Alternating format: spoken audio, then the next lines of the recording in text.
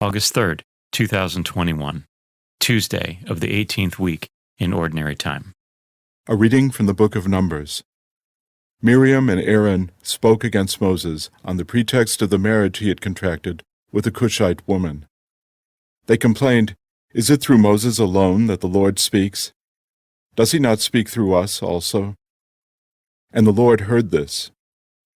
Now Moses himself was by far the meekest man on the face of the earth. So at once the Lord said to Moses and Aaron and Miriam, "Come out, you three, to the meeting tent." And the three of them went. Then the Lord came down in the column of cloud, and standing at the entrance of the tent, called Aaron and Miriam. When both came forward, he said, "Now listen to the words of the Lord. Should there be a prophet among you, in visions will I reveal myself to him. In dreams will I speak to him. Not so with my servant Moses. Throughout my house he bears my trust. Face to face I speak to him, plainly and not in riddles. The presence of the Lord he beholds. Why then did you not fear to speak against my servant Moses?" So angry was the Lord against them, that when he departed, and the cloud withdrew from the tent, there was Miriam, a snow-white leper. When Aaron turned and saw her a leper, he said to Moses, "Ah, my Lord, please do not charge us with the sin that we have foolishly committed. Let her not thus be like the stillborn babe that comes forth from its mother's womb with its flesh half consumed." Then Moses cried to the Lord, "Please, not this. Pray, heal her." The word of the Lord. The responsorial psalm. The response is, "Be merciful, O Lord, for we have sinned." Have mercy on me, O God, in your goodness.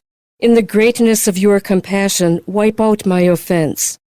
Thoroughly wash me from my guilt, and of my sin cleanse me. Be merciful, O Lord, for we have sinned. For I acknowledge my offense, and my sin is before me always. Against you only have I sinned, and done what is evil in your sight. Be merciful, O Lord, for we have sinned. That you may be justified in your sentence, vindicated when you condemn. Indeed, in guilt was I born, and in sin my mother conceived me. Be merciful, O Lord, for we have sinned. A clean heart create for me, O God, and a steadfast spirit renew within me. Cast me not off from your presence, and your Holy Spirit take not from me. Be merciful, O Lord, for we have sinned. A reading from the Holy Gospel according to Matthew. Jesus made the disciples get into a boat and precede him to the other side of the sea, while he dismissed the crowds. After doing so, he went up on the mountain by himself to pray. When it was evening, he was there alone. Meanwhile, the boat, already a few miles offshore, was being tossed about by the waves, for the wind was against it. During the fourth watch of the night, he came toward them, walking on the sea. When the disciples saw him walking on the sea, they were terrified. "It is a ghost," they said, and they cried out in fear.